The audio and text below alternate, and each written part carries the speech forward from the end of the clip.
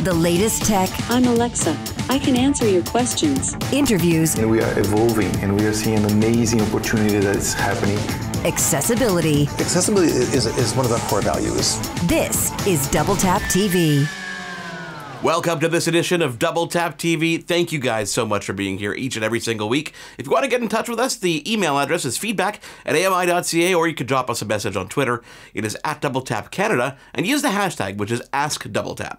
By my side, as he is each and every single week, Double Tap TV's co-host, Stephen Scott.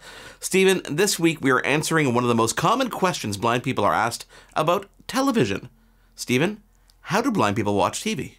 Do you know, Mark, it sounds like a really odd question to ask, doesn't it? But you're right, I've lost count of the times that I've been asked that question. In fact, the last time I bought a TV in a store, I was asked why I wanted a big TV, because I can't see it. So to him and anyone else who wonders that question, well, here is the answer. Firstly, I don't live alone. My wife and I have a visual impairment, but we can still see a little bit. And even though we don't get a huge amount of joy out of TV, we still like to use our vision as much as we can, what's left of our sight. Also, believe it or not, we have friends who occasionally visit, although maybe not at the moment, granted, but, they occasionally do. And I'm sure they probably don't want to enjoy Netflix on a speaker sitting in the corner. Okay, I'll buy that. It makes sense, although I'm not really sure about the friends bit, but I'll believe you. It's not a dumb question, though, right? I mean, I know you could see a little bit, but how do you read what's on the screen, like the menus or the TV guide? Yeah, exactly. That's not a dumb question at all. In fact, it's the right question to ask. So let me dive in to what I've got here, because I've got the Sony XH95 model right next to me here in my studio, kindly sent to me by Sony in the UK. Now, it has a huge 55-inch full LED screen capable not only of 4K Ultra HD, but also the ability to push high dynamic range as well for really clear and vivid images, which is brilliant if you are low vision and you really need bright, clear images in front of you. It's one of those smart TVs as well, and I'll get into the detail on that. It's powered by Android, and this is where things get rather interesting. As it runs on Google's operating system, it allows you two methods of setup. The standard setup that you might expect on screen using the bundled remote control, which is fine if you can see what you're doing. If you want to have a go at setting it up on your own, though, well, you can use your Android phone, not Apple. We'll get to that a bit later. But yeah, you can connect to the TV from your Android phone from the outset, which will link your Google account and share your Wi-Fi with the TV. Not really sure why iPhones can't do this, but hey, why not? You've got to use Android, and it is an Android phone and Android TV, so okay, fine. But you might still need a bit of sighted assistance, because text-to-speech support is actually only available after initial setup. Yeah, makes sense of that. But you know what? If you're on your own, use your Be My Eyes app, or use your Ira subscription, or just grab someone nearby in the house who's got working eyes to get you started. And if you're an iPhone user, well, you will have to do this anyway for the entire setup. Now, in terms of the accessibility settings in this TV, there are a couple of options. For low vision users, there's the ability to increase the size of the text across the entire system, which helps you better read the screen's menus and guides, and that is how someone with low vision would be able to do that. For those who are totally blind, there is a screen reader built in. Now, this might get a little bit confusing, so bear with me on this. Android users will know that the screen reader on Google's platform is TalkBack. However, on Sony's on TV lineup here, it's called Screen Reader. You'll find TalkBack as well in there, but it's a separate app. Still with me on this, Mark? Oh yeah, I'm following along. I promise you, I am here. It's so bizarre. But once this TV is set up, here's the key thing. You can turn on the screen reader using the accessibility shortcut on the remote control. It took me ages to find this. It's actually the mute button, so I'll save you a Google search. It's the mute button on your remote, and once the screen reader is activated, which is really the only function of the accessibility shortcut, but you can change that later, a blind user can now take full control of the TV. You can navigate the menus, everything you see on screen, whether it be display or screen information or brightness level, all of that will be read back to you. You can also adjust the speed of the voice as well, which is handy. And I will say, I've got to say, with the Sony screen reader, it's snappy, it's very reactive as well. I've tried a number of these TVs in the past. They're generally pretty sluggish, slow to react, a bit like myself, to be honest. But not the case here. It's a good voice as well, not too verbose, not giving you too much information, just what you need. And I can now at least use most of the TV. Now, I say most. Unfortunately, with smart TVs at the moment, blind users always hit a few barriers off the bat.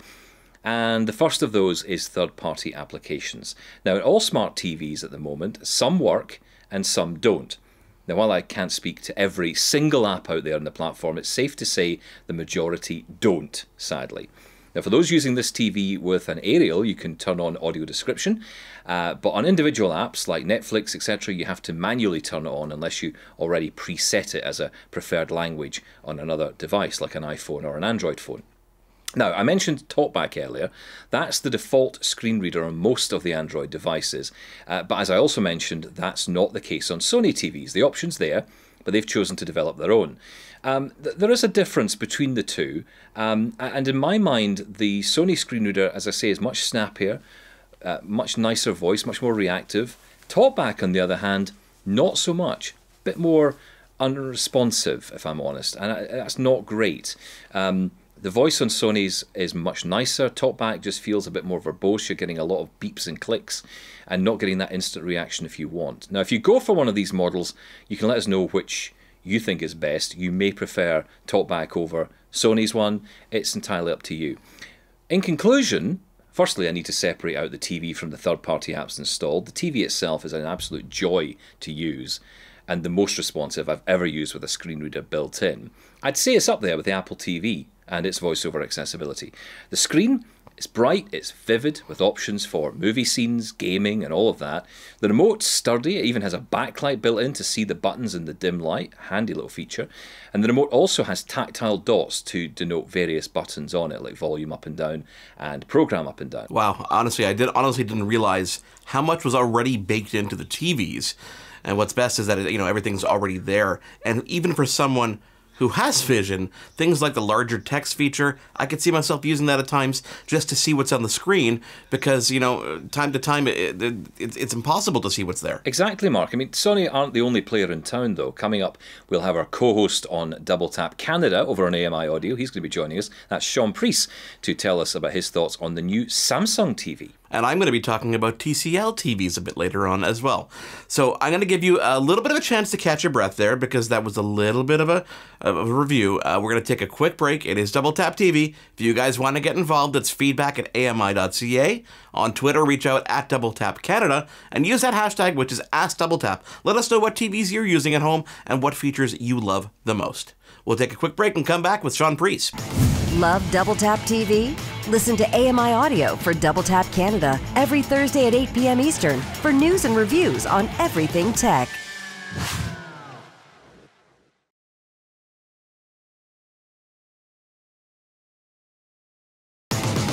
This is Double Tap TV. Welcome back to Double Tap TV. Thank you guys, as always, for being here. If you're not already following us on Twitter, go ahead and do that right now. We'll give you a couple seconds here. It is at Double Tap Canada, and if you use the hashtag AskDoubleTap whenever you tweet at us, we'll be able to do questions on an upcoming show. And we've got really cool stuff coming down as we continue this exciting season of Double Tap TV. Of course, if you want to email us, it's feedback@ami.ca.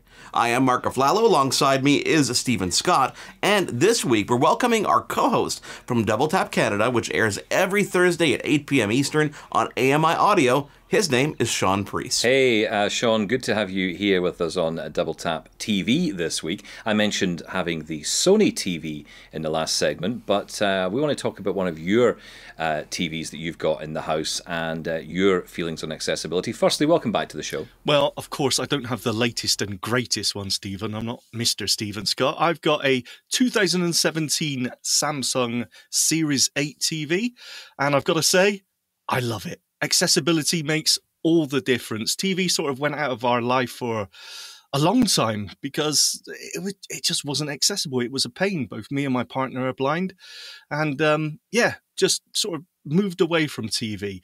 But having accessibility back on the Samsung is great, and it's made a difference. The TV is part of family life again, which is strange. But so for me, as I said, both me and my partner, our vision is at a level where Really, we need a screen reader to read the system menus or the EPGs. But if we go into the Samsung accessibility options, there are other options there. So if you do have low vision, you are covered as well. So for example, things like the TV settings menu. If you go into the accessibility options, of course, you do also have high contrast mode. So it would be white text on a black background or yellow text on a blue background. Again, makes it far easier to see if you've got low vision. So they're great as well. Aside from that, you can also make the text of the menus and also the text of program information or the electronic program guide. You can make that far bigger as well. So you can change that to a large font. So if you do have low vision, there are options there, which is great. Also, if you're hearing impaired, there's accessibility features there for you. Now, this isn't necessarily an accessibility feature, but there is Bluetooth connectivity. So you can take the audio from the TV and throw it out to a Bluetooth external speaker. And of course, if you do have a Bluetooth enabled hearing aid, you can connect it to that. So there is that feature as well, which actually I think is great. My mum is hearing impaired, and every time she comes around, usually we got to have the TV at such a level no one else can really bear it. So having that option is really good. Moving on from that and to the option that I really need and the option that I use all the time, of course, is the screen reader. Now on Samsung, the screen reader is called Voice Guide, and it works really well. It changes the whole thing because I'm able to turn on the TV, and it sounds so simple, but turning on the TV and be able to flick through the channels and be told what program is on and what program is coming up next makes a huge difference. Aside from that, it can also read the electronic program guide, so I can browse through what's coming on, TV later on today or even through the week. And depending on which version of the Samsung TV, of course, you can also use your personal library. So you can set recordings. So I want to record that TV program at that time, and then you can browse through the library of the recordings you've made previously. And of course, all accessible. Fantastic. Makes a huge difference. Now, to enable the screen reader, it's not a massive procedure that you've got to go through. On my smart remote for the Samsung TV, simply hold down the the volume button, hold it down for a few seconds, and much like you would on an iPhone, it will come up with a shortcut accessibility menu. And you can turn on the voice guide from there, or you can hold down the voice assistant button on your Samsung remote and simply ask, turn on voice guide, and it will come on.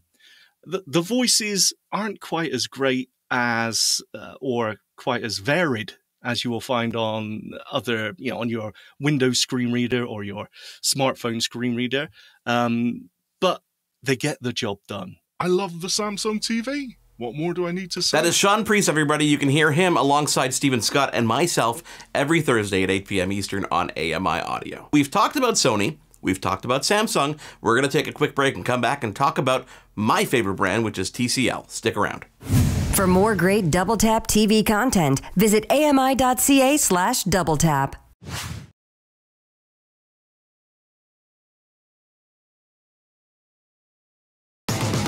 This is Double Tap TV. We are back on Double Tap TV. Thank you guys so much for being here. I am Mark Aflalo, alongside me, Stephen Scott. Stephen, we've talked about Sony, we've talked about Samsung, but there's another brand that is becoming more and more popular in North America, and that brand is TCL. I don't know if you've heard too much of TCL overseas, but they make some of the best big screen TVs with a price point that I promise you cannot be beat. And I'm here in my basement. I've changed venues. We've got some more natural light here. And this is one of the rooms in my home that has a TCL television. Full disclosure, big fan of the company. I have a TCL TV in every single room in my house. The reason is because the cost point makes it so affordable. Here we've got a 48-inch TCL television. The cool thing about TCL TVs, and really all these smart TVs, is they're like big smartphones. They really run on their own operating system. Some are Android-based, some have Google's platform, some even have the old Palm OS, which they call WebOS now. But this one runs on the Roku platform.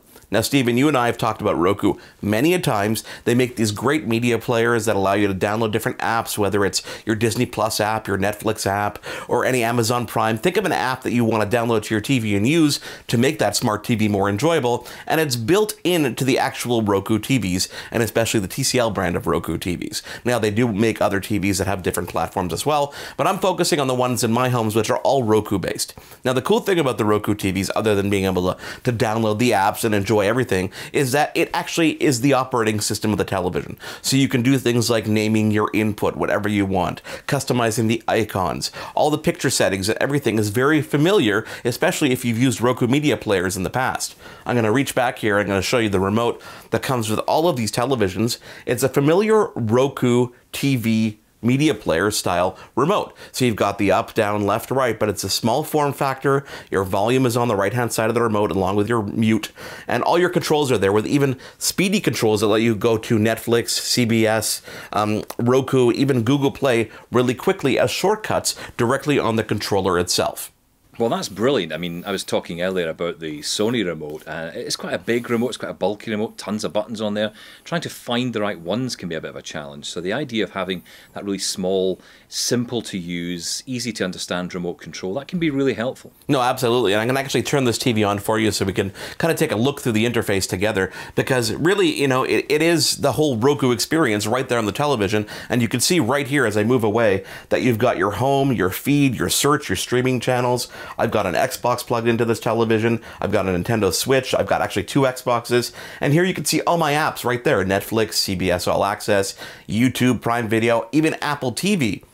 TCL TVs are now completely compatible with Apple HomeKit, which means you can AirPlay content to it. I've even got a streaming Sonos bar on this particular television, which you can add very easily to these televisions, which is very cool.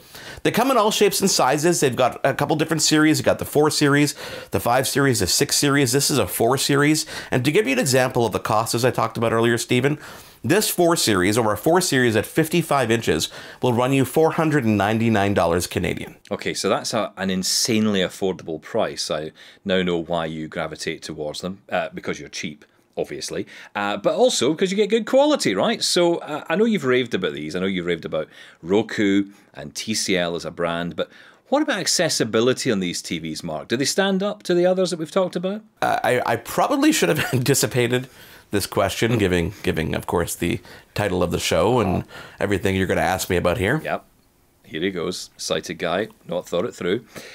Oh, but wait a second, I have the solution here. Okay, wait a second, I have the solution here. Thankfully, I have on speed dial on my phone someone who works at TCL. Well, with so many of those TVs in the house, I should think so as well. Hey, Bruce, it's Mark Aflalo from Double Tap TV. Hey, Mark, how are you? What's happening? Guys, this is Bruce Walker. He's a product evangelist, representative of TCL in North America. Bruce, we're talking big screen TVs, and one of the things that everybody kind of called me out on is accessibility when it comes to TCL TVs. Can you talk a little bit about the accessibility features on these TVs? Absolutely, yes. Our goal at TCL, we want everybody to, enjoy more is our tagline. So we have some great features built into our TVs, whether it's our TCL Roku TVs or Android TVs. We have some great features for accessibility to let everybody enjoy them more. Of course, all of our TVs have closed captioning built into them. And a real interesting thing that's come up of late, to get a little nerdy, because our TVs are so bright and vibrant now, we've heard some feedback from customers that the lettering on the closed captioning can be almost distractingly bright. So now we've got a whole range of settings for brightness and transparency and font and things like that to make it more enjoyable. A great thing we have on both Roku and Android, named a little bit differently, but basically is an audio guide that can be turned on very easily, so that if you're navigating your way through the menu, the TV will announce where you are in the menu system. So if you want to go to brightness, just follow the guided prompts and it'll get you to adjusting anything on the TV that you want to. And then on our Roku TVs, with our app or our advanced remote control, you have a great voice search. So you can push a button and say, watch Expedition Unknown on Discovery Go, and it'll automatically start playing it for you. Of course, we've got compatibility on our TVs with Google Home, with Alexa, with the new updates on our newer 4K TVs. You have Apple HomeKit. And of course, a real big win as far as accessibility goes, I think, is on our Android TVs, is having Google Assistant built in. So not only can you do great search and finding and launching of content, but you can find out things like the weather and things like that all by a simple push of the button on the remote control. So when it comes to accessibility, in addition to all the great things that TCL TVs bring to the market, we want to make sure that every customer out there gets the chance to enjoy our TVs to the best of their ability. Bruce Walker, guys, that's Bruce Walker from TCL. Bruce, thanks for letting me call you. We're going to have you on an upcoming show to talk more about TCL alone, okay? I promise. Absolutely. Hope you win the grand prize for phoning a friend. You know, one of the things Bruce didn't mention is that there's the actual Roku app that you can download to your smartphone. So this means if you've got VoiceOver and all those features enabled on your phone, you can control the TV even better. But not only that, there's things like Bluetooth audio, where you can actually listen to the audio of the TV on more than one device as well. They call this the wife saving or the marriage saving feature, which allows you to quietly listen to your TV or whatever's on it, any of your smart apps, while someone next to you might be sleeping. So a very, very cool offering. I love these things in my house. That's why I've got them in absolutely every single room. It is the TCL televisions. Check them out. They've got series 3, 4, 5, 6, all the way to the 8 series, which this year is going to be featuring 4K and even 8K across the entire lineup. Hey, as I always say, not everyone who is blind can see nothing at all.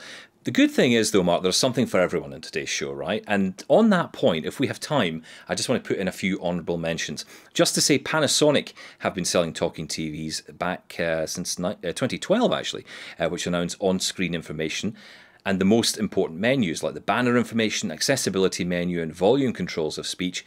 The electronic program guide does not, for some reason. Apple TV was launched with a feature called VoiceOver, which is their screen reader, I mentioned it earlier, and that enables access to video on demand services and TV catch-up apps, but does not show standard broadcast television. And finally, Fire TV also have speech via its voice view, I should say, screen reader. So many different screen readers of different names. You can browse Amazon's catalogue using the voice search function and view content using that screen reader. Third-party apps are not supported though. Like the Apple TV, it does enable access to video on demand services and TV catch-up apps, but does not, again, show standard broadcast TV. And I'm really looking forward to trying out the new Fire TV Edition TVs from JVC to see how accessible those are. Lots of options for you guys to choose from. Of course, this week we talked Sony, we talked Samsung, we talked TCL. Thank you guys for being here on this week's edition of Double Tap TV. Again, if you want to reach out, follow us on Twitter. It is at Double Tap Canada. Use the hashtag AskDoubleTap whenever you tweet to us. And of course, if you want to send an email, it's feedback@ami.ca. On behalf of Sean Priest and Stephen Scott, I am Mark Aflalo. We'll talk to you again next week. For more great Double Tap TV content, visit ami.ca/doubletap. Hosted by Mark Aflalo and Stephen Scott. Editing, Will Attar. Production assistants, Wendy Kaufman. Content review, Zachary Aflalo. Social media, Andy Wynn. Segment producer, Sean Priest. Voiceover, Anna Vicino. Integrated Described Video Specialist, Ron Rickford. Coordinating producer, Jennifer Johnson. Director, Production, Karen Nye. Director, Programming, Brian Perdue. VP Content Development and Programming, John Melville. President and CEO, David Arrington. Copyright 2021, Accessible Media, Inc.